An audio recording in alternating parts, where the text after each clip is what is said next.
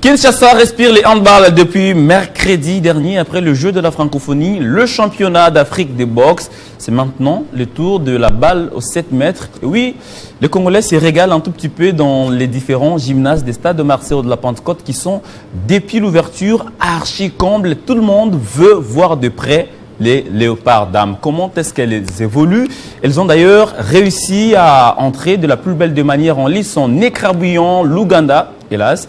Les Fauves se sont inclinés face aux Lions indomptables du Cameroun. C'était bien sûr lors de la deuxième journée dans ce magazine. Au cœur du sport, on parlera également du vieux derby des Kinshasa qui se jouera bien sûr ce dimanche entre le Daring Club Motema Pembe et l'association sportive Vert Club. Est-ce que ce derby a retrouvé déjà ses lettres de noblesse sous le sponsor Illico Cash? On en parlera avec les experts sur ce plateau. Bonjour à vous si vous êtes à Lubumbashi. Bienvenue si vous nous captez depuis Matadi dans le Congo central.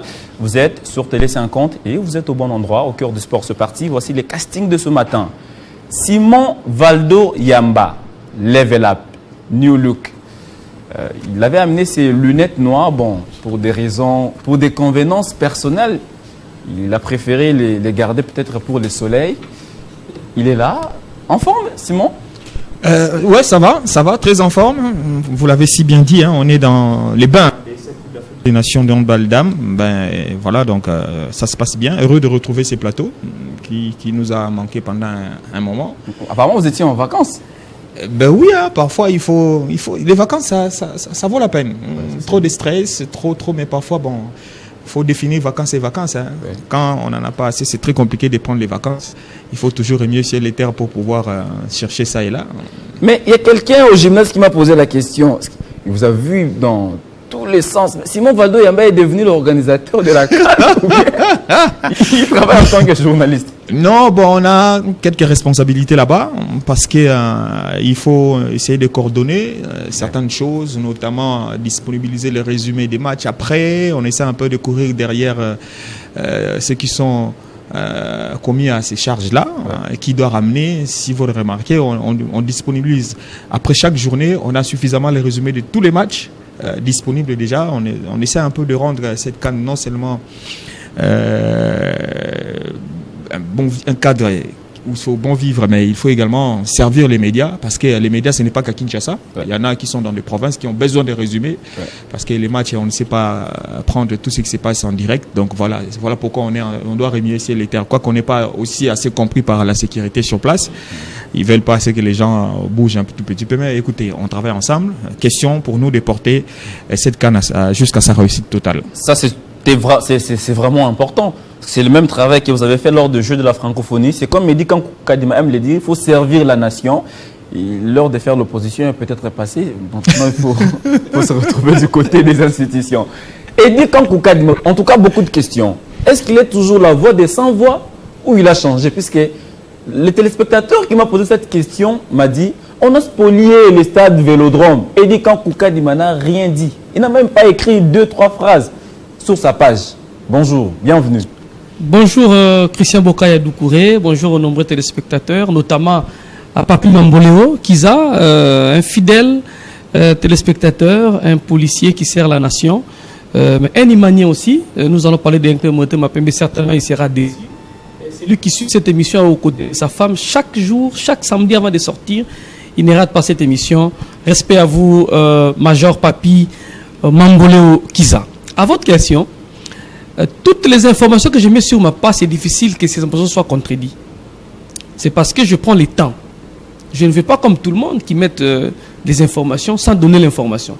Ils mettent des photos, mais sans donner l'information. Mais Edi Kankou est un journée, c'est d'investigation. C'est-à-dire, investiguer, c'est aller à la racine, chercher les bonnes informations. À qui appartient cette histoire? Qui est derrière? Est-ce que l'histoire est sur l'autorisation? Oui ou non? On est sportif. Mais il faut, avant de donner une information, avoir tous les soubassements. C'est pourquoi, quand je parlais de Vita Club Soubestine, les uns pensaient que c'était un acharnement, que j'étais envoyé par XY pour déstabiliser. Mais à la fin, ils ont compris que j'avais les informations de la source. Aujourd'hui, je défends les idées, le travail fait par Amadou Diaby.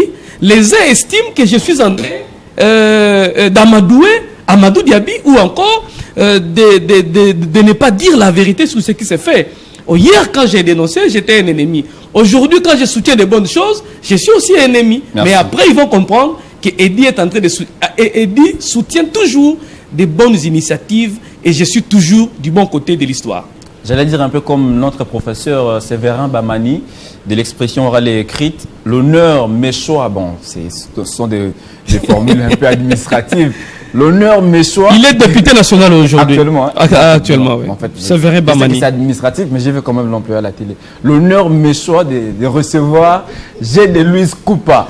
Il a pris beaucoup de poids. Vous êtes devenu coach sportif, vous aussi? Ah non, cette histoire va... Ça commence à prendre de l'ampleur.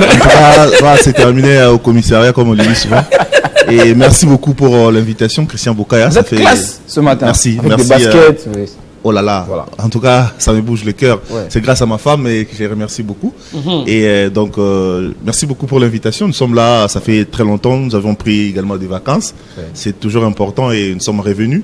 Parler du sport, parler des handball, parler du derby. Et ça fait toujours plaisir, surtout aux côtés des éminents confrères. Ouais. Et c'est toujours un plaisir. Merci. Allez, Simon Valdo-Yamba, nous sommes dans la Coupe d'Afrique des Nations des handball. C'est vrai que de temps en temps, on parle football, basketball un peu, mais cette fois-ci, le handball, en tout cas, Kinshasa est sous ébullition.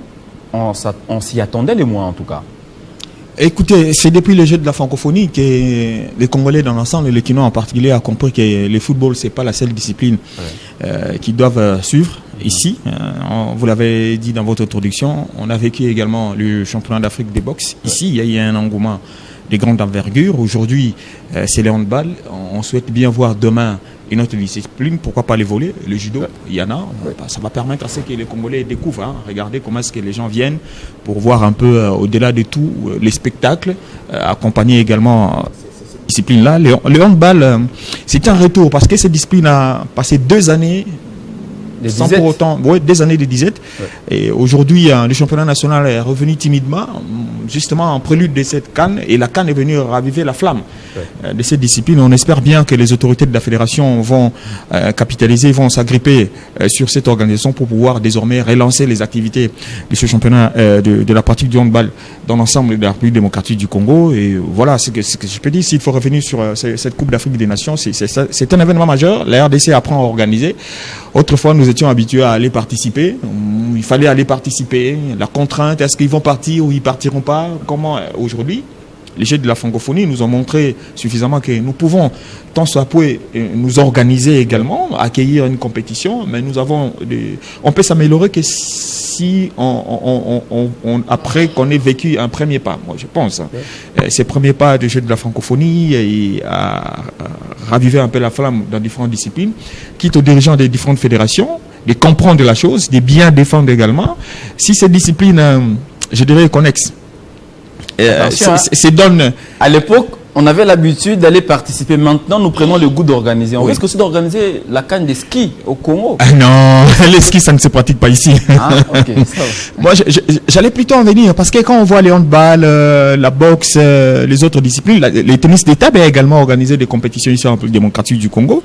Mais là, la grande question qu'on s'est posée, c'est celle de savoir qu'en est-il du football? Parce qu'on a entendu en pompe annoncer la CAN 2029. Ici, en République démocratique du Congo, il faudrait maintenant qu'on voie, qu'on ne laisse pas que les autres disciplines, on va parler du championnat, il y a eu déjà les éliminatoires INIFAC des dames ici, je parle du football, des dames ici, INIFAC dames, bon, question de voir dans la mesure du possible, qu'est-ce que nous pouvons faire en matière de football, parce que le football, il y a un gros souci.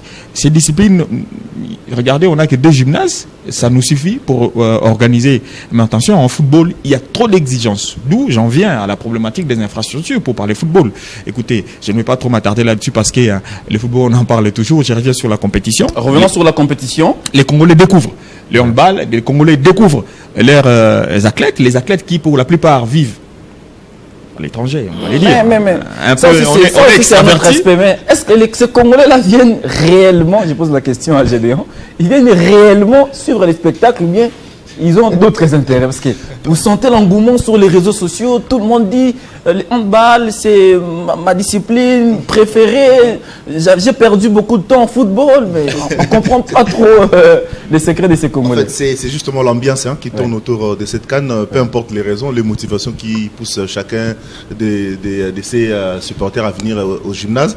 Donc, ce qui est important, c'est que voilà, les gymnases sont pleins et puis voilà, le pari est gagné côté engouement public.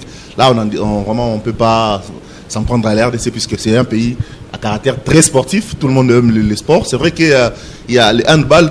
La plupart des gens qui viennent là découvrent la discipline parce qu'ils connaissent vraiment pas les règles de jeu, comment ça se joue, pourquoi des temps morts, pourquoi ceci, pourquoi cela. Pourquoi les 2 minutes. Pourquoi les 2 minutes. Donc, il y a beaucoup de petites règles qu'il faudrait peut-être faire en sorte qu'à force d'organiser des compétitions, à force d'organiser surtout sur le plan national, on va pas se le mentir, ça faisait très longtemps que la Coupe du Congo de handball ne s'était plus jouée et elle venait de se jouer récemment, je crois, une semaine avant la CAN. Ouais. Donc si ce genre d'initiative et que la compétition, on martèle sur l'organisation des compétitions sur le plan national comme on fait lorsqu'on organise les compétitions internationales comme ça va donner de l'engouement, ça va donner du plaisir aux gens qui viendront au stade. Après, il y a les athlètes qui viennent un peu de partout. La plupart sont des binationales, qui sont nés par-ci par-là en Europe. Et il y a aussi cette belle communication qui a tourné autour de leur beauté physique, l'aspect physique qui a fait sur les réseaux sociaux, tout le monde a partagé. Et il y a l'amour, l'humeur qui tourne autour de ça. Ouais. Ça crée de l'émulation et tout le monde veut voir Leslie Ayong, malheureusement. Il y a beaucoup d'athlètes de très jeunes. Il y a Cécilia, il y a Vanessa. C'est vrai que chacun vient avec son intérêt. C'est vrai que chacun vient avec son intérêt derrière pour voir peut-être. Mais vous étiez à la cérémonie d'ouverture. Elle a été à la hauteur? Bon, en tout cas, si tu dois dire franchement, la cérémonie d'ouverture n'a pas été à la hauteur des attentes, de mes attentes personnellement, parce que je pensais avoir quelque chose d'un peu waouh. Mais bon, on va comprendre, c'est une première organisation, on pourrait comprendre. J'ai senti vraiment, il y a eu des couacs, surtout dans l'animation. C'est nos confrères qui ont animé, je respecte beaucoup leur travail, mais on a senti qu'ils ont manqué de la matière dans le sport, des couacs, alors qu'il y avait des représentants internationaux qui étaient là, on ne savait pas qui était qui. Mais Arlette Bouté, là, je l'ai vu, je crois, je l'ai vu dans le couloir, quelque part. Justement, c'est là où on devrait se poser de questions. Une dame comme Arlette Bouté, là, chevronnée dans le sport aussi. Par exemple, Simon Valdo-Yamba, Arlette Bouté, là. C'est une question qu'on devrait se poser. Si on a mais des camps aussi peuvent venir, parce que les handball les portent. Absolument. Si on a des confrères et des aînés qui connaissent très bien leur travail, qui peuvent faire cette cérémonie-là, pourquoi donner à des personnes qui sont des novices entre guillemets dans le monde, dans le sport. Je pense que ce sont des leçons à tirer. Je crois que la fédération doit tirer des leçons sur ça et l'organisation. Non, mais j'ai des quelles leçons tirer parce que nous sommes dans c'est déjà une habitude qui s'installe. Il en était de même lors des Jeux de la francophonie. Là maintenant, c'est pratiquement la CAN, donc c'est une habitude qui s'installe. Il faudrait en parler comme ça pour leur faire comprendre que ce ne sont pas les experts en la matière. Il faut chercher les hommes qualifiés. Mais pas seulement les animateurs ou les maîtres des cérémonies, mais peut-être aussi l'organisation à l'interne. Comme vous avez dit, on s'attendait peut-être à quelque chose d'extraordinaire, genre une organisation XXL. Mais là, on avait comme l'impression que les gens préféraient plutôt quitter le gymnase 2 pour retourner au gymnase 1 où devait se jouer le match contre l'Ouganda. Et puis, tout ce qui se disait là-bas, c'était devant un petit monde. Parce qu'il n'y avait pas quelque chose qui devrait attirer les publics. Quelque chose d'un peu spécial. Ouais. Donc c'était dans des discours un peu politiques, tout ce qui s'est passé là, des remerciements, des fois de manière très déplacée alors que c'est le sport. Donc voilà. Mais il faut dire aussi que de l'autre côté c'était les matchs de la RDC. Voilà. Ah ben oui, hein. Pendant que la cérémonie, il fallait gagner la place. Il y a eu du monde et tout le monde voudrait bien chercher plus de 5000 personnes. Voilà, tout le monde a cherché à avoir sa place. Voilà. L'autre dans le gymnase 2 pour pouvoir vivre quand même la première prestation de Léopard de la République démocratique du Congo, d'où Anita et sa bande sont restés de l'autre côté. Anita Moirabou et sa bande sont restés de l'autre côté. Elle a fait son show, mais malheureusement le public a fait son choix entre la musique et le sport cette fois-là, entre le handball et les spectacles d'Anita Moirabou. Le public a fait son choix. Il fallait bien suivre les Léopards de la République démocratique du Congo pour une fois. On va dire que les choix, c'était un très mauvais moment choisi. Allez, on va prendre Eddie Kamboukani. Aujourd'hui, il est patient, il est doux. Je sais pas, peut-être les semaines passées à la maison qui lui ont rendu un peu posé. Eddie Kankou, une CAN chez nous, c'est une fierté. Oui, une fierté politique. Je vous ai entendu dire que Eddie Kankou peut venir Mais pourquoi pas? Comme journaliste. à la Vous avez déjà fédération, votre badge? à la fédération de Mbayo, Mais pourquoi pas? comme président. Pourquoi pas? Vous voyez Eddie là-bas? Pourquoi pas? Non, Mais impossible. vous n'avez aucun problème avec Mbayo? Je n'ai jamais dit que nous avons un problème. Alors pourquoi pas venir à la CAN? La Je CAN, vous c'est ai dans posé votre seulement la pays. question, c'est lui le président. Oui, c'est lui le président de, Ok. de la fédération. Comme c'est lui le président de la fédération, c'est difficile qu'Eddie soit là. Pourquoi? C'est un message. Au fait, l'honneur est politique. Après la francophonie, c'est Le la championnat boxe. d'Afrique de boxe, ouais. Après la boxe, c'est le handball. Ouais. Tout ça, c'est les infrastructures que le pays a reçues après les Jeux de la francophonie. Il faut les utiliser. L'honneur est politique parce que politiquement, on vendait mal l'image du pays. C'était invivable, les gens ne pouvaient pas venir. Et aujourd'hui, il y a une succession des compétitions des messes africaines qui s'organisent ici. Sur le plan politique, nous vendons positivement l'image du pays. Les gens peuvent compter sur la RDC et demain, vous allez voir que les autres compétitions vont se précipiter pour venir à la RDC. Et surtout, qu'à l'époque, nous étions incapables d'organiser même un match du quartier sur le plan africain. Même un gala, c'était difficile. Mais aujourd'hui, la variété française sera ici, le 3 décembre, avec un match de gala au nom de la paix. Un match de la paix, Et le président de la République sera même au stade. Donc, cette succession des activités sur le plan politique, c'est vendre positivement l'image du pays en termes de marketing. Là, politiquement, nous gagnons. Mais sportivement, nous gagnons quoi? Sportivement, nous gagnons rien. En commençant par les Jeux de la francophonie. Après les Jeux de la francophonie, quelle est cette fédération qui a acquis quelque chose des techniques après pour l'évolution de sa fédération? Personne. C'est la routine. Tous ces présidents défilaient matin, midi, soir dans des chaînes de télévision pour dire l'État ne met pas à la disposition des fédérations une infrastructure. Mais que l'État a mis une infrastructure. Les fédérations gardent toujours l'État du départ. Et certaines fédérations avoisinent... L'accessibilité dans ces gymnases pose problème. Mais c'est ça le problème. L'État a mis, mais jusqu'à présent, l'État n'a pas encore serré. Il faut maintenant un cadre de concertation entre l'État et les fédérations, parce que l'État a mis cette histoire au profit de la jeunesse. Et la jeunesse se retrouve au sein des fédérations. Et je pense qu'il y a ce qui est, il y a les loisirs, il y a ce qui est formel. Je crois qu'il faut un cadre de concertation pour que cette infrastructure, ces infrastructures profitent à la jeunesse. Il y a en face du palais du peuple, il y a le centre culturel qui est là, dont du peuple coréen, si je ne me trompe pas. Et je pense que là aussi, c'est de la manne chinois. C'est de la manne pour la population congolaise. Bon, Arena, je pense que c'est le moment que les collaborateurs du président de la République, au-delà d'accuser les mille vestes de détournement, de surfacturation, c'est maintenant question de voir qu'est-ce qu'il faut faire pour que Arena, les travaux finissent. Donc j'ai appris rapidement, que voilà, les travaux devraient répondre parce qu'ils attendent. J'avais appris comme vous avant que les travaux devraient. Ça date de plus d'un mois. Ça ne date pas d'aujourd'hui. Je pense qu'au-delà des tout, nous devons accélérer parce que quoi qu'il en soit, c'est la jeunesse qui perd. Mais nous devons accélérer, mais on ne se pose pas des questions où est parti l'argent? Non, maintenant c'est ce que j'ai dit. Nous devons accélérer, c'est prendre en compte toutes ces situations.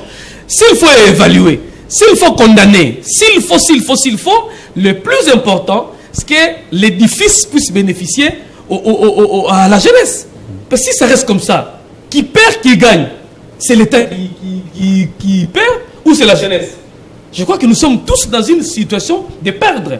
Maintenant, revenir à la question, je voulais dire, si la nation gagne, la fédération de handball ne gagne pas. Sur le plan sportif, je n'ai pas vu un calendrier où on va remettre à niveau les cadres, profiter de cette compétition pour que demain la fédération puisse avoir l'aura. Je n'ai pas vu ça. Il y a les arbitres qui ont été formés. Bon, ce sont des formations liées à la compétition, mais pas dans la durée pour permettre à la fédération. J'ai enquêté dessus. La Coupe du Congo ne se jouait pas. On a profité de cette compétition dans la va-vite pour organiser la Coupe du Congo pour justement se faire une très bonne image. Alors qu'en soi, ça ne marche pas. Ce n'est que l'équipe du président et de son vice qui ont bonne mine, pas les autres équipes. Quand vous voulez faire face à l'équipe du président, les cas des Aigles du Congo, on va vous écraser. Donc je pense que cette Coupe du Congo va redorer l'image de la fédération et va remettre les choses sur les rails. Mais seulement, mais seulement, à l'image du président de handball, partout il est passé, il n'a rien fait de bon. Partout il est passé. Non mais je suis désolé. Handball il est au comité mais s'il vous plaît, si vous dites ça, bon. Handball. On a joué. Restons dans la CAN. J'aurais aimé bien. Terminons cette CAN. Nous allons, comme on dit, nous allons revenir sur nos mots et tons. Oui, la CAN, j'apprécie l'engouement. Parce que la CAN, on a des étrangers en interne. Nous avons des invités. Des invités, et certainement en ce moment, peut-être qu'ils nous suivent. Et puis, ils doivent terminer la compétition et partir. Mais revenons. Moi, je pense que c'est une occasion d'en parler quand les invités sont là, pour que les décideurs comprennent. Les linges sales se lavent toujours. Allez, c'est quoi d'intéressant d'organiser une CAN et après nous revenons toujours dans la Merci Eddie. Ce que Eddie Kankou veut dire, c'est qu'au-delà de l'organisation de la CAN handball et tout ce qui tourne autour de la réussite, il y a des problèmes en interne, des vrais problèmes auxquels il faut trouver des solutions. Je pense qu'on ne veut pas ouvrir cette boîte à Pandore maintenant là, puisqu'on le sait tous que ça ne marche vraiment pas. Mais la CAN handball, parce que cette CAN ne fait pas du président de la fédération un saint. Non, pas du tout. Pas du tout. Encore moins de tout ce qui se fait. C'est une célébrité. Donc voilà. Mais c'est vrai. Mais c'est vrai. Mais non, l'organisation de cette CAN, écoutez, je l'ai dit, hein, la CAN c'est une... Je l'ai dit, peut-être pas avec les mots d'Eddie, mais que cette CAN doit être le levier pour relancer la pratique du handball ici en République démocratique du Congo, délocaliser les handball entre Kinshasa et les Katanga, l'étendre également dans d'autres provinces, à l'image de la Coupe du Congo, où on a vu la présence d'un minime des provinces. Le Tanganyika qui est venu. Oui, je vais bien. La CPCC est venue de Mbujimaï. Je vais bien. Écoutez, mais maintenant, là, la priorité les plus importante, c'est peut-être l'enjeu qu'il y a aujourd'hui avec les léopards de la République démocratique du Congo qui ont perdu face au Cameroun. Les matchs contre l'Ouganda. On en parle directement. Voilà. Venons-en au terrain. Matchs contre l'Ouganda. On gagne l'Ouganda, mais on perd contre le Cameroun. Ça voudrait dire que techniquement, non, il y a encore des soucis. Les matchs contre l'Ouganda, c'était un match... bon, l'Ouganda ne représente pas grand-chose dans cet environnement africain du handball. Mais face au Cameroun, le Cameroun a toujours été un grand adversaire pour la République démocratique du Congo. Je me rappelle encore des éliminatoires des Jeux africains au Cercle français, là-bas, où on a également fait une victoire...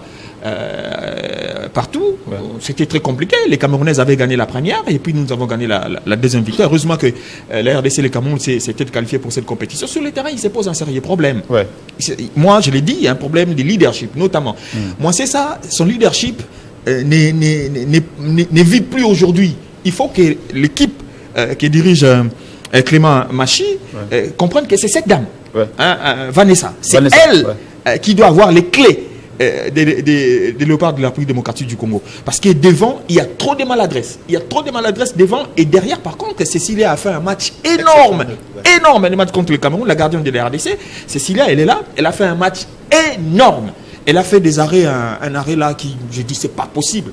Mais malheureusement, la maladresse devant nous a causé du tort face à une sélection camerounaise qui a réussi à faire endormir les léopards de la République démocratique du Congo. En seconde période. La première période, 13-12, on se disait, ben, c'est bien. Et même pendant la deuxième période, ça a bien commencé. C'était un peu serré jusqu'à 19 à 19, et puis on a lâché. Marqué le 20e but et elles sont parties. Ils sont partis et moi c'est ça a commis quelques maladresses dans les lancers à 7 bêtes. Mais malheureusement, moi je pense qu'aujourd'hui, s'il faut remédier, parce que la Tunisie, hein, on cherchait tout à l'heure, la Tunisie, on a joué la finale en 2014, les Tunisiens nous ont battus. Mais cette Tunisie que j'ai vue là, c'est encore très très prenable au vu du fait que nous jouons chez nous à domicile. Il y a de quoi Clément Machi et Francis Touzolana, ils doivent chercher des voies et moyens pour pouvoir trouver la bonne formule, la bonne sauce, être responsable. Dire, à moi c'est ça par exemple, qu'aujourd'hui, le leadership de ces matchs contre la Tunisie, un match capital, ça ne t'enlève pas le fait d'être capitaine, mais attention, donne les clés de ces matchs à Vanessa. Parce que Vanessa a l'adresse, Vanessa a une très bonne lecture, et Vanessa, c'est pratiquement elle est encore jeune, elle est encore elle est jeune, mais c'est elle qui a porté cette nation lors des derniers Jeux africains à Accra. C'est Vanessa qui a porté cette sélection. Bien qu'elle a cédé face au Palancas Negrache en finale, elle était tellement épuisée qu'elle ne pouvait rien. Et puis bon, voilà pourquoi l'enjeu majeur aujourd'hui, c'est un match de rédemption. Après avoir perdu contre le Cameroun, les Camerounais ont mérité la victoire. Ils savaient bien jouer. Elles ont toujours su jouer la République démocratique du Congo parce que dans ces groupes B, les RDC voyaient beaucoup plus l'Angola. Alors nous n'avons pas encore joué l'Angola parce que l'Angola c'est un match très compliqué. Il nous faut nous classer utilement pour pouvoir éviter des meilleures nations de l'autre poule parce que ça va venir au moment où il faut croiser. Il faut croiser. La RDC se disait, je termine deuxième position, je veux jouer contre, je crois, le troisième du groupe A et ça sera peut-être à prendre. Mais là, même la deuxième place là paraît déjà très compliquée, très complexe si on ne se remet pas de cette défaite contre le Cameroun, face notamment à commencer par gagner les matchs contre la Tunisie et poursuivre avec les matchs contre la Guinée. La Guinée, elle est aussi joueuse. Les Guinéennes ont fait un match énorme contre la Tunisie. Ce n'est pas pour rien, elles ont fait jeu égal. Jeu égal des 28 partout. C'était un match énormissime. Elles sont rapides, les Guinéennes. Par contre, la République démocratique du Congo, c'est encore timoré. Je me dis, il faut bien négocier les deux matchs qui nous restent contre la Tunisie et la Guinée. Les temps, bien sûr, de voir comment est-ce que nous allons nous y prendre face à l'ogre angolais. Parce que c'est un match très compliqué aussi. On a tous les yeux rivés sur l'ogre qui est l'Angola, mais on oublie, on a peut-être négligé le Cameroun. Même en 2022, c'est le Cameroun qui nous a éliminés, je crois, en quart de finale. C'est compliqué. Maintenant, là, la CAN, c'est chez nous. On est partagé un peu entre l'objectif à atteindre et la pression du public. On risque peut-être de passer à côté du match, puisque là, ça chante, ça nous pousse et on s'oublie défensivement. On prend beaucoup de buts. Je pense que c'est un peu l'erreur de la RDC dans toutes les disciplines. Lorsque vous êtes dans un groupe où il y a les grands favoris, vous focalisez sur le grand favori. C'est l'exemple avec le football. Dans les éliminatoires de la Coupe du Monde, il y a le Sénégal qui est là. On pense à regarder le Sénégal et on a perdu contre le Soudan. Ouais. Donc c'est pareil. Même à l'équipe nationale de handball, presque dans toutes les disciplines, nous avons tendance à se focaliser sur le favori pour oublier les autres. Le Cameroun a été toujours une des meilleures nations en Afrique, surtout contre la RDC. Ouais. C'est toujours les derbies, c'est toujours difficile. Et dans beaucoup de disciplines. Et on a vu notre équipe nationale a fait en tout cas un grand match. Malheureusement, il y a eu beaucoup des ratés, surtout au niveau de l'attaque. Valdo venait de l'expliquer tout. Je pense que notre équipe doit comprendre qu'il y a des matchs à prendre très au sérieux, sont des matchs contre des adversaires de notre niveau, entre autres le Cameroun. La Tunisie, par exemple, c'est un match très crucial parce qu'on risque de perdre cette deuxième place. Il faut gagner absolument contre la Tunisie. On joue chez nous, à domicile, il y a le public qui est là. C'est vrai, l'objectif d'aller jusqu'en finale, elle est toujours là. Et il est toujours là, pardon. Ouais. Mais il faut commencer par gagner le match contre qui se présente chaque jour avant de jouer l'Angola, qui est certainement le grand favori. La Tunisie, le match de la Tunisie, moi je pense, c'est le match qui va définir le reste de la compétition. Si on rate ces matchs-là, peut-être on pourra se qualifier, mais on aura peut-être plus la même motivation et le feeling, on pourra perdre notre équilibre. Je pense que c'est les matchs à ne pas surtout perdre et je crois que les staffs techniques les sait aussi très bien, ils doivent préparer ces matchs et nous espérons que déjà le public sera là, chanter et mettre le feu, ils savent très bien le faire et moi je vais avec un fair play légendaire. Même après la défaite contre le Cameroun, les Congolais ont applaudi, ils ont accepté. Un peu comme les supporters de Renaissance dont on va parler. Ça je l'ai vu lors du derby Renaissance qui perd le match contre avec club. Mais les supporters applaudissent à la fin. J'ai dit waouh, ils sont formidables. Au fur et à mesure à organiser des compétitions comme ça, moi je vis ici toujours dans des Congolais, nos Congolais qui étaient en train de crier, ils ont vu des étrangers, ils commencent à se calmer entre eux. Voyez un peu, ça éduque tout le monde. Ça c'est bien. Donc l'affaire je pense que c'est comme ça que ça devrait se faire. Mais je pense que nous avons le mental d'acier parce que la plupart de ces joueurs sont des binationales. Elles ne sont pas complexées, même quand vous jouez, parce qu'à l'époque c'était un peu, vous jouez face à la peau blanche, tout ça. Ce sont des gens, des filles qui vivent en Europe pour la plupart. Donc, c'est une constellation des nations. Voilà, une constellation, mais là déjà contre la Tunisie, on se dit, il faut se relever pour se remettre en confiance.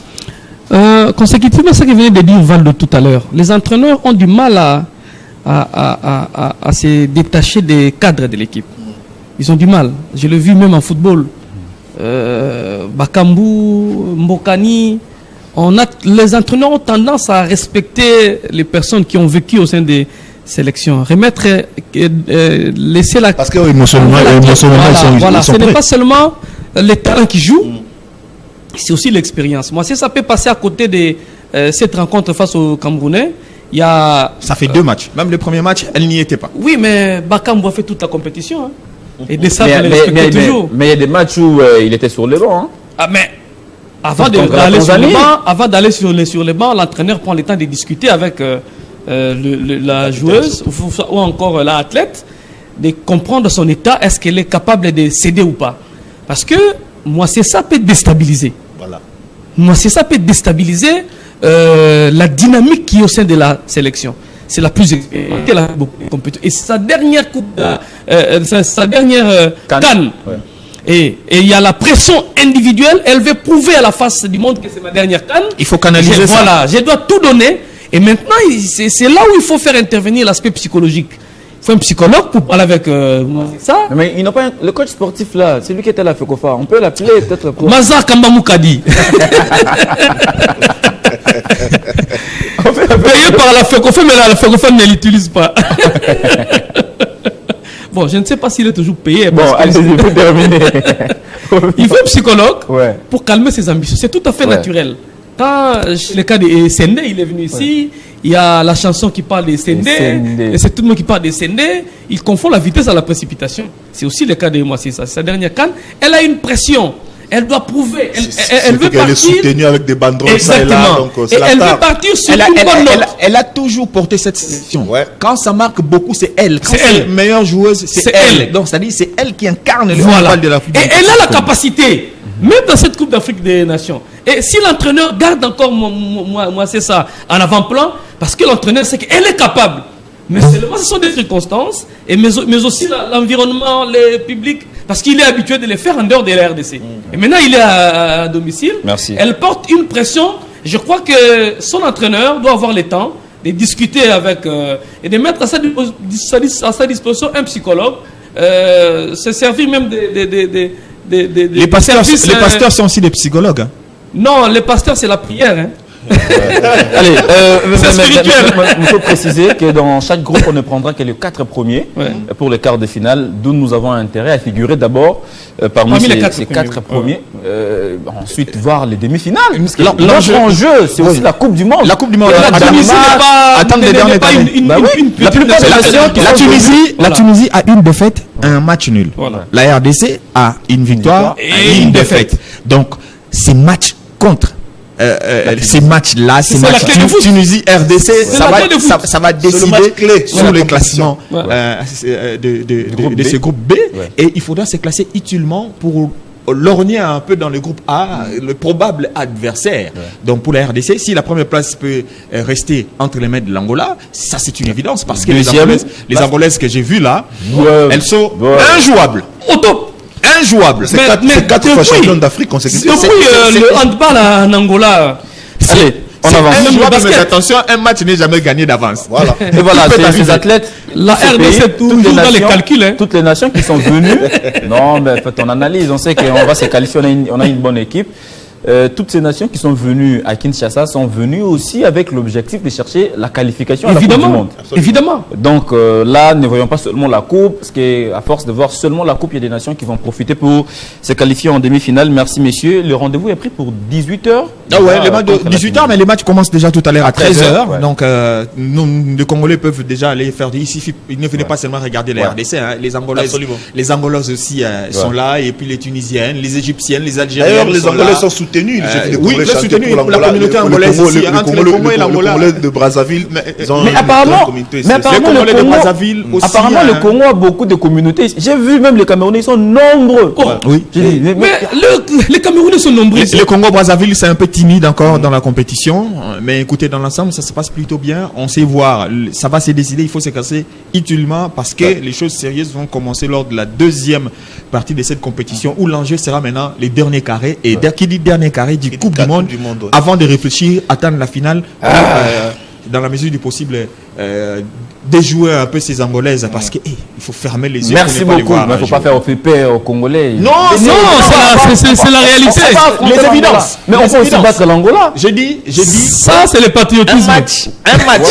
Un match n'est jamais gagné d'avance, quel que soit l'adversaire. C'est comme mais le match contre l'Éthiopie. Qui aurait cru que le Congo allait perdre face à l'Éthiopie quand même? Nous avons battu ces nations-là parce qu'on ne joue pas chez eux. Hein. Moi, je sais comment est-ce que nous souffrons jouer l'Éthiopie à domicile. C'est très compliqué. Et l'Éthiopie, C'est très compliqué. La preuve, on est allé jouer le Soudan. Ouais. On a laissé les points là-bas aux éliminatoires de la Coupe du Monde. Hein. Exact. Allez, c'est important, mission. Venons-en au Avec sport roi, spectaculaire. le football. On a parlé du handball. les Congolais, soyez là nombreux, chers compatriotes. L'entrée est gratuite. Mais les salles là refoulent du monde par moment. Hein. Mais il faut venir à temps. Venir en famille, parce que il y a des téléspectateurs qui posent la question sur la sécurité. Non, en tout cas. Non, la sécurité, elle est garantie. Sécurité, en tout cas. Sur ce point-là, je pourrais quand même ajouter un petit truc. La sécurité, c'est question, elle est tellement garantie, elle est tellement renforcée au point que nos sécurités commencent à confondre certaines choses, surtout la presse. Quelqu'un a son badge, il faut qu'il ne passe pas, alors qu'il a dans son badge, c'est écrit, il doit traverser certaines zones. C'est ça la sécurité aussi. C'est ça la sécurité. Non, il ne faut pas abuser non plus. Il y a certains confrères d'autres nations qui sont là, qui commencent à être terrorisés par la sécurité. Mais le problème, nous allons en Coupe d'Afrique des Nations. La sécurité ne badine pas. Il faut pas abuser. Il y a une manière de parler aux gens aussi. Peut-être la manière. La manière, je suis d'accord. Mais la sécurité partout, ça ne badine pas. La sécurité, c'est ce que j'ai dit. Elle est impeccable. Maintenant, la manière de faire, il faut voir comment. Allez, merci. On va avancer. La sécurité ne discute même pas. Il y a des orientations. Il y a des orientations. Mais l'autre sécurité, c'est aussi le fait que vous êtes sécurisé avec vous et vos biens. Voilà. Les caméras sont là, donc les caméras de surveillance. On n'a pas pris la batterie comme au stade. Non. C'est pour une rare fois. Moi, je suis parti avec mon ordinateur au stade. C'est pour une rare fois. Merci beaucoup, messieurs. On va prendre les sports rois, le football. Illico Cash est là depuis un temps. Les championnats est sur une dynamique où on sait que même les petites équipes compliquent les grandes équipes. C'est une saison apparemment jusqu'ici réussie. Ici, il faut faire un bilan à mi-parcours. Oui, en commençant par l'apport du sponsor. Parce que Illico Cash, avec la Robank, a amené quelque chose qui ne se faisait pas avant. Ouais. Aujourd'hui, vous allez voir que les arbitres sont habillés. Il y a celui qui se distingue au cours d'un match a un trophée. Ouais. Pas seulement un trophée simple, mais accompagné d'une prime, de quelque chose qui sera donné par Illico. Mais aussi, les personnes qui remettent les trophées, ce sont les journalistes, les dirigeants à l'action, les anciens dirigeants qui sont invités par l'organisateur pour remettre les trophées. Même les entraîneurs aussi, les anciens. On a déjà vu Sébastien Desabre remettre voilà, les prix. J'ai vu M. Patrice Mangenda, ancien secrétaire général de la FECOFA, en charge des FIFA Connect, venir remettre. J'ai vu notre confrère John Mbouyi remettre aussi un trophée. Quelque part, moi, je considère Illico Cash comme quelqu'un qui est venu unifier les cadres sportifs. Sur terrain, booster, motiver le joueur à bien jouer pour se distinguer, avoir un trophée, un petit rien. Parce que là, c'est l'émulation sur les terrains. Mais en dehors du terrain aussi, c'est quelque chose de très bien parce que ceux qui ont travaillé, ceux qui travaillent et ceux qui ne sont plus là vont se retrouver autour d'une même table pour parler football et faire avancer. Je crois que c'est un apport considérable par rapport aux autres sponsors qui sont arrivés à sponsoriser les championnats nationaux. Sur le terrain aussi. Ouais, mais avant qu'on ne parle de derby, j'ai des luttes coupables parce qu'actuellement il y a des choses à reprocher à l'organisateur ou au sponsor parce que on se dit peut-être l'aspect sécuritaire, peut-être les fraudes qu'il y a au stade. Est-ce que ça vient un peu étouffer les efforts fournis par les sponsors ou... Bon, je pense que l'organisation n'est pas encore parfaite, ce qui est sûr, mais il y a eu beaucoup d'avancées, il faut les souligner. Bravo, félicitations aux organisateurs. Ça montre qu'ils fournissent des efforts pour nous proposer un championnat de haut niveau. Ouais. Avec le temps, certainement que ça va finir par arriver. Maintenant, il faut regarder des petites choses qui ne sont pas encore réalisées, comme la vente peut-être de billets. C'est fait par Illico Cash. J'aurais appris que la DGRAD aussi s'est mixé pour et pourquoi ça? Des billets. Pourquoi toujours la Parce que tout le monde veut voir son intérêt derrière tout ça. Et puis l'aspect sécuritaire, dans certains stades, il y a toujours des problèmes de sécurité. L'organisateur doit marteler sur ce point-là. Surtout la sécurité. La sécurité, surtout, il y a toujours ces petits problèmes. C'est pourquoi vous verrez, certains stades sont toujours vides malgré les spectacles, malgré tout. Il y a également le problème d'arbitrage qui est un peu, je dirais, réglé. Parce que la saison dernière, on a décrié beaucoup de problèmes d'arbitrage. Ce match a été, l'arbitrage n'a pas été à la hauteur, mais cette saison, on voit quand même qu'il y a de moins en moins ces problèmes de réclamation de clubs sur l'arbitrage. En espérant que ça va encore s'améliorer. Il y a ces grands problèmes, ces tout grands problèmes qui restent toujours, qui dérangent toujours, c'est que les diffuseurs. Tout le monde me demande s'il y a un match ce jour, on va regarder le match comment, on ne sait pas dire qui Mais va. production produit et diffuse en même temps. Mais ce n'est pas peut-être. Il est producteur. Il n'est pas diffuseur. Il n'a pas suffisamment de liberté, des canaux appropriés pour que tout le monde, même au-delà de nos frontières. Mais pourquoi il diffuse s'il n'est pas diffuseur? Ça pose. Or, un diffuseur paye. Mais lui est producteur ou diffuseur? Il est producteur et diffuseur en même temps. Je pense que sur sa chaîne, il diffuse aussi les matchs. Mais ce que j'ai dit, à ce que je sache, selon les bribes des informations que j'ai, il ne serait que diffuseur et non producteur et non diffuseur. Il diffuse faute de diffuseur. Voilà, donc ce n'est pas non plus la faute à l'organisateur. Il faut qu'il y ait. Non, mais comment donner les droits de diffusion à la personne qui n'a pas les droits? Non, mais il n'y a personne qui se propose. Mais les droits de télé, ça s'achète. Mais vous voulez que le match. Mais personne ne vient acheter justement. Il n'y a personne qui veut acheter justement. Donc le club fait un spectacle gratuit. Parce qu'il n'y a pas d'acheteurs. S'il n'y a pas un preneur, mais ne diffusez pas. Ah, mais c'est encore pire. Parce que la diffusion implique des frais. Ne va pas à l'extrême. Non, je ne veux pas. Ça, c'est une solution palliative. Voilà. Bon, le palliatif, c'est pour l'intérêt du public. La culture de le football, aujourd'hui, c'est le business. Et le business, aujourd'hui, ce n'est pas pour rien, vous avez salué l'apport d'Illico. Illico, voilà. Je pense qu'elle est venue pour pouvoir permettre à ce que les clubs se retrouvent tant soit peu dans le financement et consorts. C'est que les diffuseurs ou les droits télé ne leur donnent pas encore. Voilà. Même si c'est petit, même si ce n'est pas encore ça, c'est un premier pas. Quitte au club également de pouvoir se mettre autour d'une table et négocier, parler de temps en temps avec l'organisation et les sponsors. Et si le club demandait, dans la mesure du possible, il y en a pas quelque part, on a aussi besoin. On avance, cette visibilité-là permet à ce que le club bénéficie, les joueurs, qu'on le voit et qu'on sache comprendre que celui-là fait du bon boulot. Écoutez, toi tu n'aimes pas VAR Ligue 1. Tu as vu le travail fait par notre ami. Voilà, tu n'aimes pas. Regardez ce qu'il fait. S'il n'y avait pas de diffuseur, il n'aurait pas pris possession de ces images-là. C'est bien, ça aussi. En parlant de diffuseur, moi je pense que la seule façon que l'État congolais peut aider le championnat congolais, à défaut de mettre de l'argent. L'État congolais paye. Non, je parle de la diffusion du match. Donc la seule façon que l'État congolais peut aider les Congolais à suivre le match, c'est payer la diffusion et faire passer le match peut-être à la télévision nationale. Mais l'État paye quoi, ça le problème? L'État paye mais j'ai entendu Simon Valdo m'a parlé, je crois, dans ses interventions, 2 ou 3 fois comme ça, raviver. Il a parlé un peu comme Didier Boudemou. Raviver la flamme. Mais est-ce que l'État ne peut pas mettre... Écoutez, le vrai problème, c'est au niveau de l'organisation. Il faut savoir poser son problème. Les saisons passées, il y a eu, comment est-ce que je dirais, des propositions faites. Mais est-ce que Boudemou s'est d'abord impliqué? Je pose la question. Est-ce qu'il s'est impliqué pour... Il a trouvé un dossier. Il a trouvé un dossier. Attends. L'actuel ministre... il a trouvé beaucoup de dossiers. Si vous ne venez pas secouer vos dossiers, vous ne venez pas rappeler, il y a des priorités. Est-ce que vous êtes sa priorité?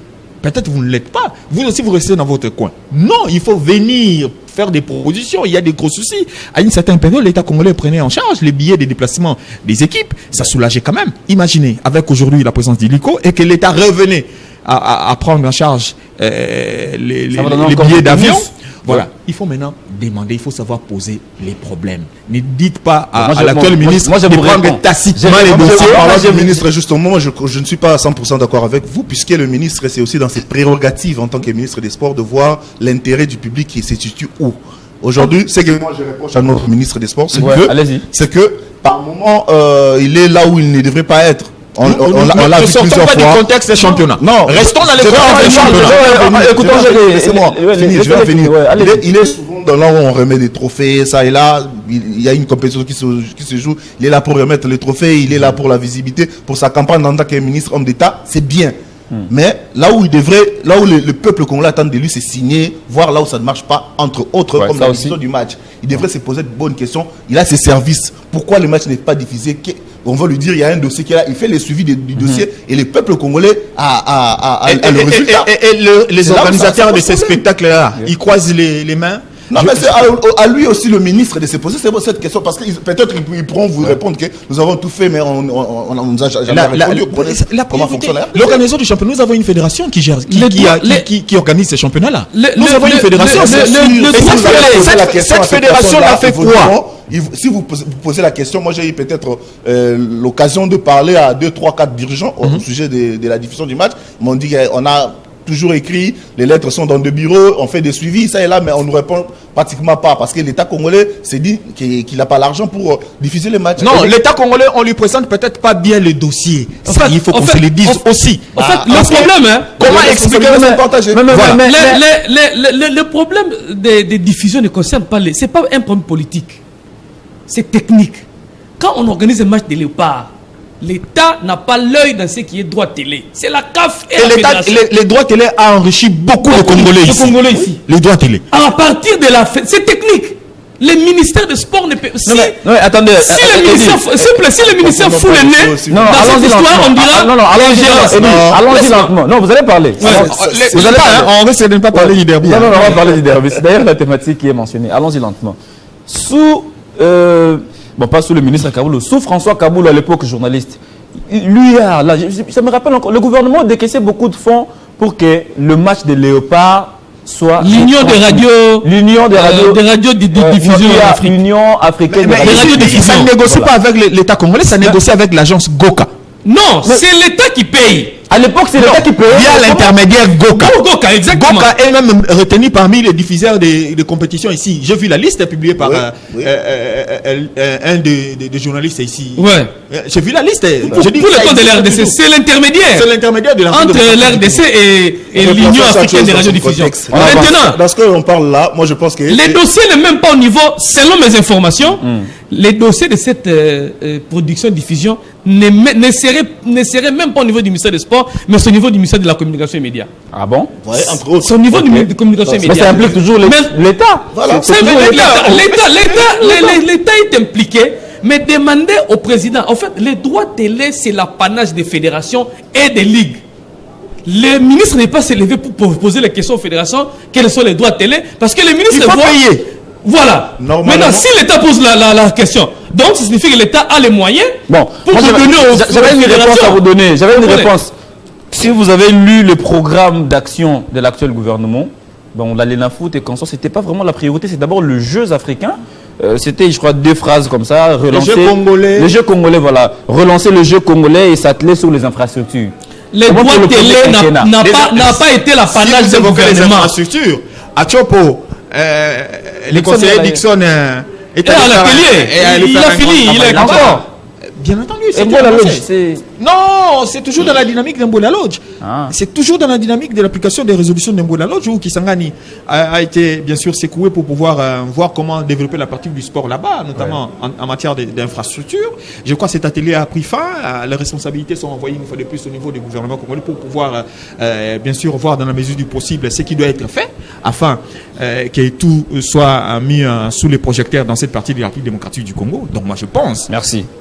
Qu'il faut également qu'il y ait, en parlant des droits télé et consorts, il faut que les gens se mettent autour d'une table pour pouvoir discuter dans la mesure du possible parce que les droits télé, c'est là où les clubs devaient se retrouver financièrement. Si nous voulons que l'État paye les droits télé, si nous voulons, alors qu'ailleurs, c'est les fédérations et les ligues qui négocient avec les gens qui viennent ailleurs, l'État aussi subventionne les clubs. Merci beaucoup, messieurs. On va qui peuvent aussi acheter. Mais ça fait longtemps qu'on a tourné une émission ensemble. Je vous rappelle quand même les 2 règles importantes de l'émission. La première règle, on ne parle pas au même moment que les présentateurs. Bon, ça arrive, hein. La deuxième règle. Non, écoutez la deuxième règle. La deuxième règle, c'est qu'on ne parle pas après les présentateurs. Au risque de s'exposer aux sanctions. Si vous avez la loi a été faite pour être transgressée. Le samedi prochain, vous ne serez pas invité. Allez, on va avancer. Mais et dans tout ça, Alain Makengo, le conseiller de... Le sport d'élite. Laissez mettre Alain Makengo tranquille. Non, l'ex-ami de la presse. Non, il est toujours ami. Ah, ok. Bon, on avance. Aujourd'hui, c'est lui, demain, ça sera vous. Non, certaines. Moi, je suis dans l'investigation. Les amis me rapportent les informations à l'époque, il était ami de la presse, mais aujourd'hui, il n'est plus ami Merci de la presse. beaucoup, Eddie. On ne parle pas, on ne parle pas individu sur ce plateau. Je voudrais qu'on parle du derby. C'est toi qui as évoqué M. Maître Alain Makeba. Oui, j'ai cité. En passant, c'était juste en passant. Les derbys à Kinshasa, est-ce qu'on peut revivre les derbys qu'on a déjà vécu sous Iliko Cash? Ça veut dire Vitajou Imana. Au stade de Tata Raphaël, on s'est dit waouh. Enfin, on va parler l'aspect technique. Je pense que en tout cas, en disant la vérité dans ce que je suis en train de penser dans ma tête, je crois pas que ce derby sera à la hauteur des derbys de 2008, 2009. En tout cas, rien à voir. Déjà que DCMP est moribond, donc un club il y a des difficultés depuis le début de saison, l'équipe n'arrive pas à gagner. C'est pas s'ils ont déjà gagné un match ou deux. Ils ont gagné un match, ils ont gagné. Oui, donc je n'ai même pas. Mais avant que vous ne puissiez continuer, j'ai préparé quelque chose pour vous. C'était quand même important. En sortant de ma maison, j'ai vu quelques jeunes du quartier avec qui on échangeait, mais le derby c'est pour ce dimanche, il n'y a pas d'engouement. Je suis allé chercher les images de ces derbys en 2008, on peut le revoir, voir ce qu'a été un peu à l'époque, à quel point les derbys donnaient de la chaleur dans la ville-province de Kinshasa. Ensuite, on se retrouve juste après pour parler de ce match de ce dimanche.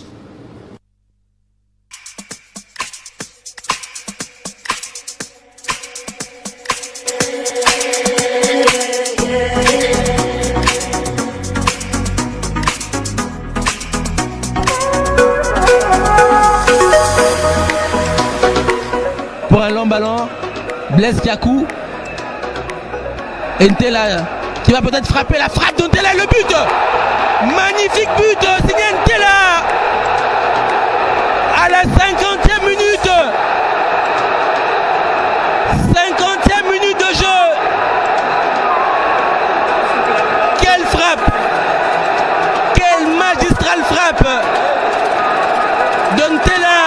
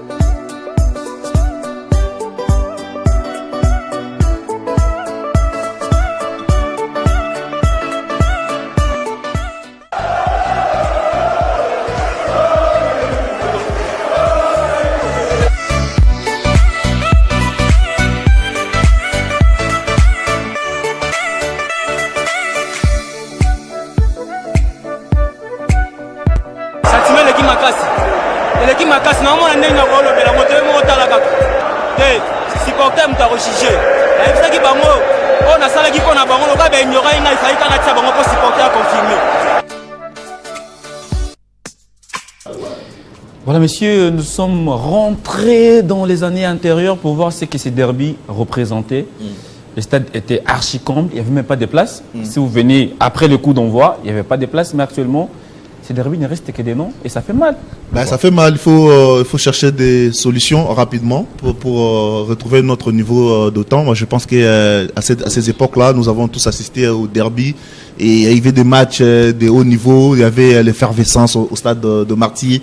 En tout cas, il y avait tout sauf rien. Le public était là, la presse était les joueurs là, aussi, les joueurs de là. qualité. Voilà, moi à l'époque je n'étais pas encore journaliste, je crois que c'était en 2007, je suis arrivé au stade des Martyrs pour assister à un derby. Le match n'était pas encore commencé, mais il n'y avait plus de place. Ouais. Donc aujourd'hui on ne peut plus voir ces histoires. malheureusement, faute des beaucoup de problèmes, entre autres problèmes politiques, entre autres l'organisation, entre autres les managements, problèmes de calendrier. Il y a beaucoup de choses qui ont fait que notre football régresse aujourd'hui. Demain, il y aura Vita Imana qui va se jouer, mais vous voyez la ville comment elle est calme. On risque de voir les stades peut-être à 10% seulement ou 15% remplis. Et avec tout ça, ça fait mal au cœur, mais ça interpelle également. Donc il faudrait maintenant que les organisateurs, que la presse, que tous ceux qui sont impliqués autour du football congolais pensent à voir comment trouver des solutions à ce qu'on puisse retrouver ce niveau. Et puisque là, ça craint. Ouais. Si on faut parler du niveau actuel des deux équipes, je pense que DSMP traverse des moments difficiles. L'équipe a des sérieux problèmes. Ils ne sont pas vraiment à la hauteur des choses. Vite également. Les derby restent derby, quel que soit le niveau des deux équipes. Vite également n'est pas le vrai club, le grand vrai club qu'on connaissait depuis Amadou Diaby là. Et c'est vrai qu'ils sont encore dans les essais. Ils essaient encore de mettre de l'ordre pour avoir une belle équipe. Mais n'empêche qu'ils ont gagné les derbies récemment contre Renaissance. Donc ça, c'est un derby. Les derbies a toujours été avec une saveur un peu pimentée. On va espérer que voilà, le meilleur va gagner comme d'habitude. Simon Valdo-Yamba, est-ce possible de revivre le derby demain, DSMP, V-Club, avec quels joueurs déjà, de part et d'autre? C'est très compliqué. C'est très compliqué d'ailleurs. Les Dering bénéficier également de la levée de la suspension de la FIFA. Ça donne un ouf de soulagement pour ces clubs qui va certainement recruter. Mais malheureusement, les recrues, il faut attendre le mois de janvier pour les aligner. Ça, c'est très compliqué. Ça doit faire avec les éléments actuels. Donc, DSMP est dans les durs. Mais DSMP, malgré ces durs et dans cette difficulté, ils arrivent quand même à faire quelques résultats. Ils sont vraiment pas trop ridicules. On va les dire ainsi, mais écoutez, moi, ce que je veux dire, que ce soit avec club ou DSMP, les supporters regardent trop ailleurs que sur les terrains. Il y a trop de problèmes sur le plan administratif. Il y a trop de problèmes sur les leaderships au niveau de ces clubs-là. Ils secouent un peu et ça n'aide pas. Côté avec club, on s'est dit, il y avait beaucoup d'attentes au vu du recrutement qui a été lancé, mais sur le terrain, ça ne donne pas encore. Là, les doutes s'installent. Le puzzle, c'est un puzzle qui est en train peut-être de se cimenter. C'est des éléments venus ça et là qui doivent s'accommoder. Moi, plutôt, j'ai plein les joueurs comme Ikangalombo qui a été recruté pour pouvoir porter haut l'image de la société. C'est lui qui a d'ailleurs sauvé. Il a sauvé Club contre Renaissance le dimanche dernier. Depuis les Chan, pour moi, c'est une déception. Il ne va que de déception en déception. Eli est parti. Lui, il reste dans le club. Il doit changer son football. Malheureusement, ça ne carbure pas, ça ne donne pas du tout. C'est trop monotone. V-Club, ça ne louit pas non plus. Côté V-Club, les recrutements, les joueurs sont venus, annoncés tels quels, sont venus également, mais sur l'ère des jeux, c'est compliqué. Ça ne carbure pas, ça ne réussit pas. Donc, c'est un derby où, moi, je me dis, il faut vivre ces matchs-là pour se faire un peu une idée de ce qu'est devenu les derbys quinois aujourd'hui. Et moi, je pense que dans les états généraux les états-majors de ces clubs, ils doivent venir regarder ces matchs-là pour se poser la grande question de comprendre qu'est-ce qui doit être fait pour pouvoir ramener un peu le football à un certain niveau. Parce qu'aujourd'hui, les sponsors, Illico est là sur place, les championnats s'organisent. Eh bien, on s'est dit, il y a de l'enjeu. Il y a de l'argent à gagner dans ces championnats. Il y a quand même, c'est pas beaucoup, mais il y a de l'argent à gagner, de l'argent qui peut vous permettre de vous procurer de 2, 3, 400 joueurs. Et il faut beaucoup jouer à fond. Quand on regarde, on sait déjà que c'est très compliqué. On ne sait pas. À moins que les choses changent dans la dynamique des choses. Mais on s'est dit, les playoffs, ça va être encore très compliqué. Très compliqué avec cette ouverture de la FIFA où Mazembe va encore aligner ses joueurs, ses recrues. Et écoutez, ça s'annonce très compliqué. Donc, ce derby, c'est un derby, pour moi, un derby dans des conditions très complexes. Kassembel est contesté. Amadou Diaby en berne. On va le dire comme ça, parce que les Véclubiens lui reprochent beaucoup de choses, alors que lui dit avoir fait ce qu'il devait faire, mais malheureusement sur le terrain ça ne donne pas. Il y a eu cette séparation avec l'entraîneur, il y a eu des choses qui se font, mais l'actuel entraîneur qui est arrivé, Dabo, fait quand même un beau boulot. J'ai vu Mouyaka chanter pour lui au stade. C'est comme ça qu'on aime le football. J'aime bien la franchise des supporters de l'association sportive Victoria Club. Quand ça va, ils vous disent que oui, ça va. Mais en dehors du terrain, là, ils sont en majeure partie catégoriques sur ce qui est en train d'être fait. Ils veulent voir clair sur l'affaire Milvest, sur les partenariats et consorts. Est-ce qu'on nous a annoncé de l'argent? Est-ce que cet argent-là, c'est l'argent reçu ou pas? Ils se disent, est-ce qu'Amadou Diaby est entré en possession de l'argent en tel qu'annoncé, ou bien il est en train de se servir de l'image de l'AS Vita Club? Il est en train de se servir de l'image de l'AS Vita Club pour se taper les poches. Toutes ces questions-là plombent un peu l'environnement du club. Moi, je pense que le plus important, c'est laisser les ballons sur le terrain et voir dans la mesure possible qu'est-ce qui doit être fait. Et le joueur, il faut de temps en temps parler avec pour pouvoir leur dire des choses vraies et surtout les attentes des supporters. La preuve, quand ils gagnent Renaissance, les supporters applaudissent et tout est calme. D'ailleurs, on peut voir cette image, c'est le résumé de ce match-là en image. Eddie Kankou Kadima, V Club, DCMP dans la même sauce. Apparemment, comme selon ce que vient de dire Simon Valdo-Yamba, ça ne va pas du tout du côté du Daring Club Motema Pembe. À chaque fois qu'on part assister au match du Daring, vous le savez, à la fin du match, c'est toujours des plaintes, des pleurs, des grincements des dents. Daring qui perd contre les Aigles du Congo, 4 buts, c'est humiliant. Mais le problème, c'est que la vraie question, est-ce que V Club et DCMP sont dans la même sauce, Eddie Kankou Kadima? Non, V Club et DCMP ne sont pas dans la même sauce. V Club est dans une progression et DCMP était dans sa situation. C'est maintenant que la suspension est levée parce que DCMP ne recrutait pas. Par contre, V Club a recruté et a commencé à jouer. Et il y a une progression parce que le match face à Renaissance, j'ai vu une équipe qui a une solidité au niveau de la défense. Le terrain commence à récupérer. Il se pose encore des problèmes au niveau de l'attaque de l'AS Vita. Il n'y a pas encore un avant-centre de qualité ou encore un attaquant. Ikangalombo ne sait pas que c'est lui qui est la star de l'équipe de l'équipe aujourd'hui. Ça pêche au niveau de sa dernière geste. Son dernier geste. Son dernier geste pêche encore. Il ne sait pas encore voir que c'est lui le patron de l'attaque d'équipe de l'AS Vita Club. Face à Renaissance, Ikangalombo a donné beaucoup de ballons. Il n'y avait personne pour les récupérer. L'équipe s'est créée difficilement des occasions. On peut le voir, hein, s'il vous plaît, en quelques secondes, voir ce qu'a été la prestation de V Club face à Renaissance du Congo le dimanche dernier dans le derby de Kinshasa. Voilà, V Club a contrôlé le milieu de terrain et a contrôlé aussi la défense en termes des attaques. Ikangalombo, vous voyez là, vous voyez, il est seul face au portier et il a mis la balle au-dessus de la barre transversale. Et un bon attaquant là, il pouvait faire quelque chose de meilleur, permettre à Vita.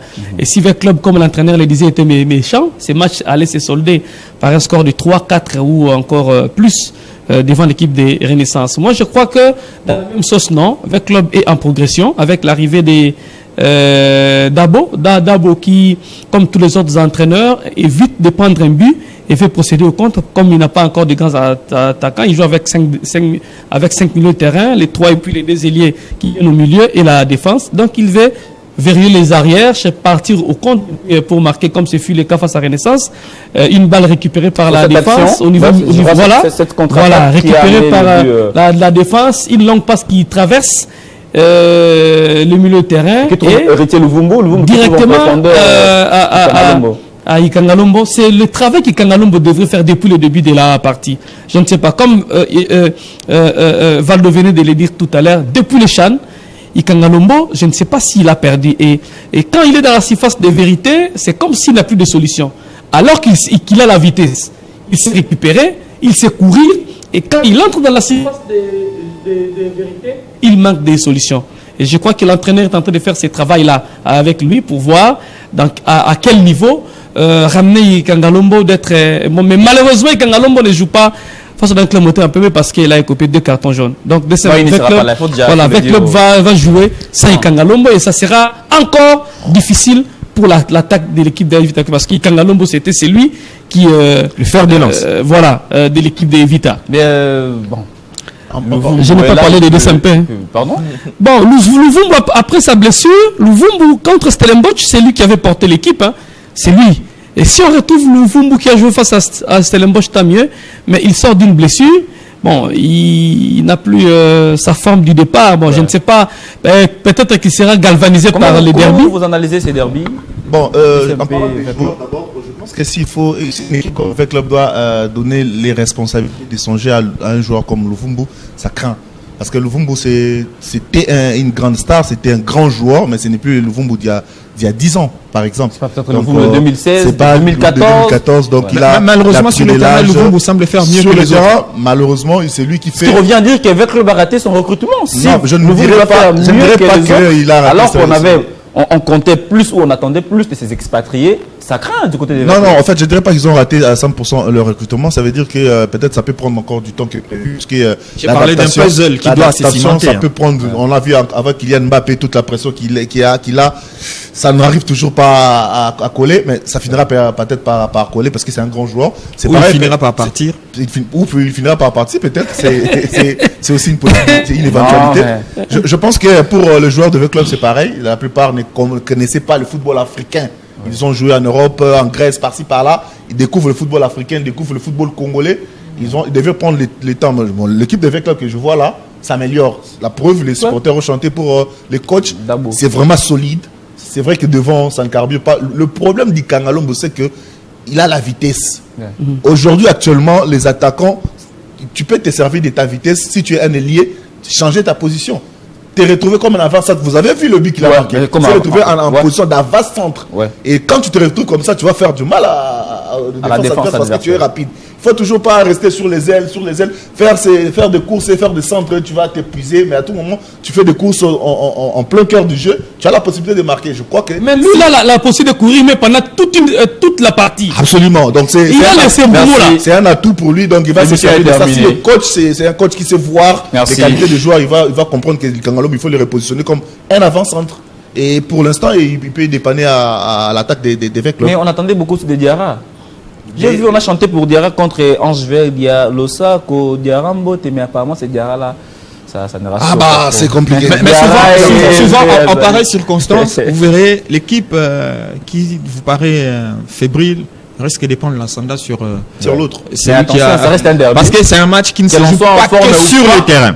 C'est un match qui ne se joue pas que sur le terrain. Merci beaucoup Simon Valdo Yamba d'être venu. Merci également. Je n'ai pas répondu aux préoccupations de Simon Valdo alors que j'ai toutes les réponses. Vous voulez dire non, ne vous cachez pas derrière moi. Je vous donne 30 secondes de temps additionnel. En dehors du terrain. En dehors du terrain. En fait, ceux qui veulent voir clair entre Milvest et Vita, Amadou Diaby, c'est un gestionnaire délégué de Milvest dans Vert Club, élu par la coordination, par les supporters de l'AS Vita Club. Le contrat a commencé très bien. Chemin faisant, Milvest a eu des problèmes sur le plan politique. Et comme le football ne parle pas politique, nous parlons football. La conséquence de toute cette situation sur le plan politique, c'est le fonctionnement et le financement de Vita. Donc Milvest avait fait un plan business de développement de Vita avec les intérêts du côté des générés sur le plan politique avec des marchés. Mais malheureusement, Arena n'est pas construit, centre financier n'est pas construit, les comptes financiers construit, c'est pas fini plutôt, c'est pas. Ce que j'ai dit, les travaux sont arrêtés, les travaux sont arrêtés. Milvest ne doit pas seulement à Vita. Il y a aussi des gens qui ont travaillé qui ne sont pas payés. Récemment, on a vu des marches. La bonne histoire pour Vita, il faut qu'il y ait un bon dénouement entre la politique et Milvest. Si on libère les comptes de Milvest, on libère les dossiers de Milvest, et par là, on viendra financer. Les uns disent que Milvest a beaucoup de projets, Milvest a beaucoup d'argent. Pourquoi ne pas puiser ailleurs pour ramener ici? Mais Milvest a misé sur les intérêts des marchés congolais, pas sur les intérêts des marchés. Un Congolais. Exactement. Merci beaucoup. Donc, les messages est passé. Le contrat court encore, mais il y a un problème, des difficultés. Heureusement que le président Amadou Diaby est là, continue à financer. Merci beaucoup Eddie Kankou, merci beaucoup G. Louise Koupa. Merci également à Simon Valdo Yamba. S'il y avait du public ici, ils allaient applaudir pour vous. Rendez-vous Arena. RDC Tunisie à 18h. Eddie Kankouka Dimasera aussi avec nous. L'entrée est gratuite. Eddie Kankouka Dimasera avec nous. D'ailleurs, ce soir au gymnase, vous allez l'accompagner. Hein? C'est très important. Merci à la grande équipe technique autour de Jocelyn Toumba à la régie finale. Apollinaire Manda a été à la prise de son. Yves Massala était derrière toutes les caméras. On se retrouve la semaine prochaine, peut-être avec le même plaisir, Dieu voulant. Entre-temps, passez des moments somptueux, surtout un excellent week-end sur votre chaîne Télé 50. À bientôt.